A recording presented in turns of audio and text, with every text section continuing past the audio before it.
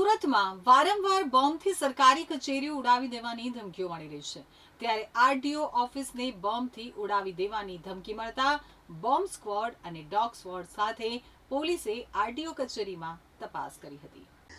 સુરતની આરટીઓ ઓફિસને બોમ્બથી ઉડાવી દેવાની ધમકી અફવા સાબિત થઈ હતી। સુરત બોમ્બ સ્ક્વોડ અને ડોગ સ્ક્વોડ દ્વારા સંપૂર્ણ આરટીઓ કચેરીની તપાસણી કરવામાં આવી હતી। કોઈ પણ જાતની સંદિગ્ધ ચીજવસ્તુ મળી આવી નથી, જેથી આરટીઓ અને પોલીસે હાશકારો અનુભવ્યો હતો।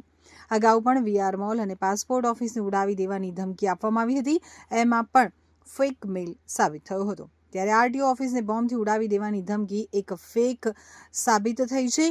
કોઈ ટીખળખોર દ્વારા ટીખળ કરાયા હોવાની આશંકા છે।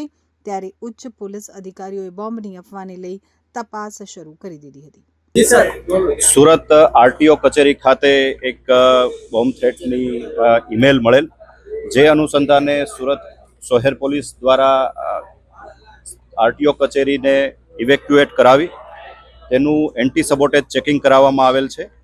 કોઈ પણ પ્રકારની વાંધાજનક અથવા તો અસુરક્ષિત બાબત મળી આવેલ નથી, પરંતુ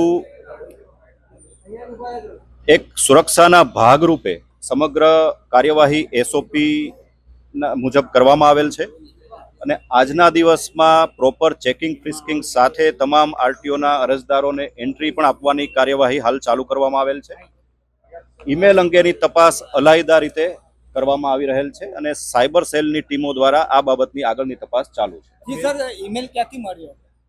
જેમ મેં વાત કરી તેમ સાયબર સેલ ટીમ દ્વારા અલાયદી આ તપાસ ચાલુ છે। જી સર, સુરતમાં વારંવાર આ પ્રમાણે ઈમેલ મળે છે અને બોમ્બ મૂકવાની ધમકીઓ મળે છે। એ બાબતની જે તપાસ છે સાયબર સેલની ટીમ અલાયદી રીતે કરી રહેલ છે અને સુરત શહેર ઉપરાંત પણ આ બાબત તપાસમાં ચાલુ છે।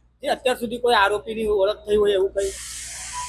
હાલ પૂરતું કચેરીને ઇવેક્યુએટ કરી અને સ્ટાન્ડર્ડ ઓપરેટિંગ પ્રોસિજર મુજબ કોઈ પણ પ્રકારની વાંધાજનક બાબત મળી આવે નહીં અને તે અંગેની તમામ તકેદારીના ભાગરૂપે એન્ટી સબોટેજ ચેકિંગની કાર્યવાહી હાથ ધરેલ છે અને જનતાને સુરક્ષિત રીતે કામગીરી સુચારુ રૂપે થઈ શકે તે માટેના પ્રથમ પ્રયત્નો કરવામાં આવેલ છે અને કોઈ પણ પ્રકારની અસુરક્ષિત વસ્તુ અથવા તો એવી બાબત ધ્યાન પર આવેલ નથી અને લોકોમાં કોઈ પણ પ્રકારના ભય અથવા તો એ પ્રકારનો માહોલ સર્જાય તેવી પરિસ્થિતિ પણ નથી।